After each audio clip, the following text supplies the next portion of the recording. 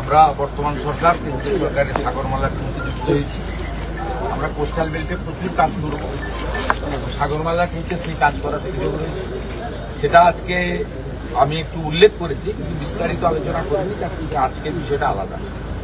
আমি এখান থেকে সরকারের পক্ষ থেকে আবারও বলি, মৃত্যুর ক্ষতিপূরণ অর্থ দিয়ে হয় না, 5 লাখ করে টাকা দিয়েছে। উপযুক্ত পরিবারগুলো যারা আছে তাদেরকে আমরা পুলিশকে বলেছি হোমগার্ডে অথবা সিভিক ভলেন্টিয়ার্সে একটা করে কাজের ব্যবস্থা করে দিতে হবে, কারণ তাদের বাড়ির লোকেরা চায় না কেউ সমুদ্রে যায়। স্বাভাবিক একটা শক্ত কাজ করছে।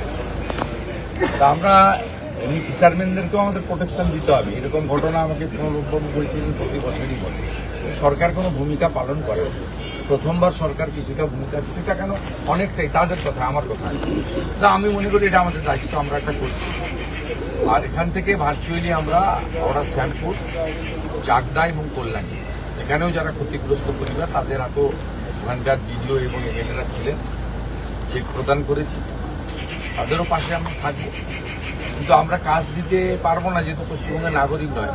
উড়িষ্যার যে 3 জন মৎস্যজীবী মারা গেছে তাদেরকেও আমরা অর্থ সাহায্য করবেন দিয়ে বলে দিচ্ছি।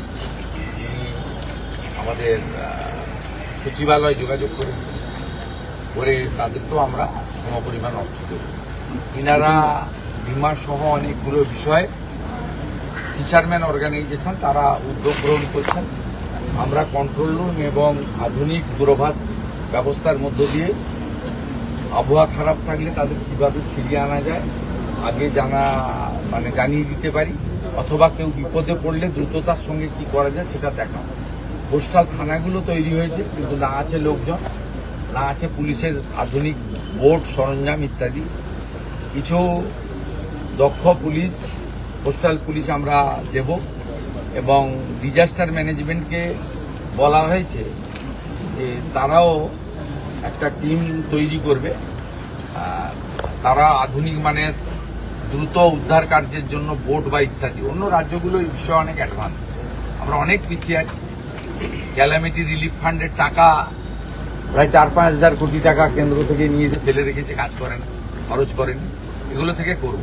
এর আগে জানেন তারাতলা ইনসিডেন্টের পরে স্টেট ডিজাস্টার রেসপন্স ফোর্স এটাকে আমরা তৈরি করছি, যেটাতে কলকাতাতে একটা টিম থাকবে, বড় টিম, পাহাড়ে থাকবে, সুন্দরবনে থাকবে। আমি এই ডিজাস্টার ম্যানেজমেন্টের আমার হাতে ওই দপ্তরটাও আছে, মুখ্যমন্ত্রী ছাড়াও।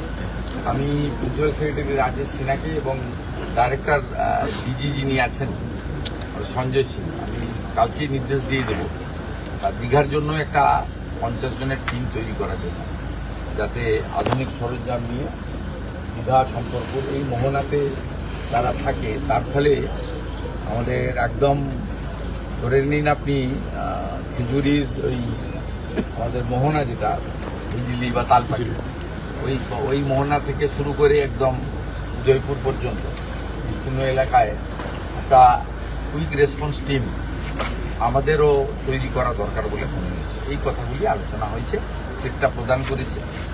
চোখের জল তাদের দেখা যায় না, তাদের বাড়ির যারা তরুণ ছেলেরা আছে তাদেরকে আশ্বস্ত করেছি যে অভিভাবক চলে গেছে, কিন্তু পশ্চিমবঙ্গ সরকার আপনাদের অভিভাবকত্ব দায়িত্বটা পালন করবে। অন্নপূর্ণা ভান্ডার বা আয়ুষ্মান প্রকল্প যেগুলো রাজ্য সরকারের প্রকল্প আছে এগুলো কি পাবে তো? আয়ুষ্মান কেন পাবে? সঙ্গে তো কোনো ব্যাপার নেই। আমি যে পরিবারগুলো আছে তাদেরকে আমি পরামর্শ দিলাম যে যারা অকালে উইডো হয়ে গেলেন, আমি বিডিও রামনগর ওয়ানকে বলেছি তাদেরকে অন্নপূর্ণা যোজনা দেখলাম যে পেয়েছেন একজন বিডিও, আর একজন হয়তো পাননি। যেহেতু আমাদের উইডো পেনশন 1,500 টাকা, আর অন্নপূর্ণা 3,000 টাকা, 3,000 টাকাই যাতে তারা পান অতিরিক্ত, সেটাও করা হয়েছে। আর ওদের স্কলারশিপ 18 বছর পর্যন্ত মিশন বাৎসল্য, তাতেও যারা পড়াশোনা করছে 18 বছর পর্যন্ত তারা 4,000 টাকা করে স্কলারশিপ পাবে, সে ব্যবস্থা করা হবে। বাকি কাজ এলাকার এমএলএ চন্দ্রশেখর মন্ডল দেখবে। 2074 ফিশারম্যানদের সেফটি সিকিউরিটি নিয়ে বরাবরই একটা প্রশ্ন থাকে, মানে ওরা সাফিসিয়েন্ট লাইফ জ্যাকেট থাকে না, ট্রলারগুলোতে যে সেফটি সিকিউরিটি থাকার কথা সেগুলো রাখা হয়, এমনকি রেজিস্ট্রেশনও করা হয় না, এরকম অনেক ট্রলার সমুদ্রে মাছ ধরতে যায়। এই দপ্তরটা ছিল বলে তো কেউ জানে না। হিরণ্ময়বাবু যখন মন্ত্রী ছিল তখন জানতো লোক ফিশারি দপ্তর আছে। হিরণ্ময়বাবুরা চলে যাওয়ার পরে ফিশারি দপ্তর আছে বলে তো পশ্চিমবঙ্গের লোক জানতো না। তা আমরা ফিশারি দপ্তর আছে বলে এটা বোঝাবো। আর দেশে তো স্বাধীনতার পরে ফিশারি দপ্তরটাই ছিল না। নরেন্দ্র মোদীজি আসার পরে তিনি আলাদা করে এগ্রিকালচার দপ্তর থেকে বের করে ফিশারি দপ্তর করেছেন। মৎস্য সাথী, প্রধানমন্ত্রী মৎস্য সাথী প্রকল্প থেকে এবারে যে সাগরমালা ট্যুর গাইডলাইন এসছে, তাতে ফিশারম্যানদের কোস্টাল বেল্টে এত কাজ করা যাবে যেটা আগামী 1 বছরের মধ্যে আপনাদের চোখে পড়বে। অতএব আগের লোকেরা কখন ধান রোপণ করতে হয়, কখন ধান কাটতে হয়, তারা জানতোই না। একটা পাড়াতে তো 18 জন মন্ত্রী ছিল, 40টা দপ্তর ছিল। কালীঘাটের একটা পাড়াতেই তো সব মন্ত্রী ছিল। তারা জানবে কি করে ফিশারি কি, ফিশারম্যান কি, ট্রলার কি, ফিশিং কখন করতে হয়? না জানলে যা হয় তাই। আমরা জানি, কোস্টাল বেল্টের লোক, লোনা আবহাওয়ার লোক, আমরা সব জানি। বেজিং না হওয়ার কারণে বহু ট্রলার প্রতি বছরই হ্যাঁ? বেজিং না হওয়ার কারণে যেখানে কেন্দ্রের সাহায্যে একটা ইরিগেশন মন্ত্রী আছেন, তিনি যতটা পারবেন করবেন। এর আগে শঙ্করপুরে অনাদিবাবু লজের ওই পোর্শন থেকে শুরু করে এই পর্যন্ত আমি মন্ত্রী ছিলাম ইরিগেশনের, আমি বানিয়ে দিয়েছিলাম। পরে এতদিন হয়ে গেছে, প্রতি বছরই বান আসে, ছাড়াছাড়ির পোটাল আসে, বিভিন্ন সাইক্লোন, কখন জজ, কখন আমফান, কখন ইত্যাদি ইত্যাদি আসে। এটাতে ক্ষতিগ্রস্ত হয়েছে, সারানো হয়নি।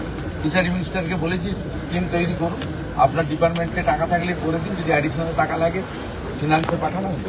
আরেকটা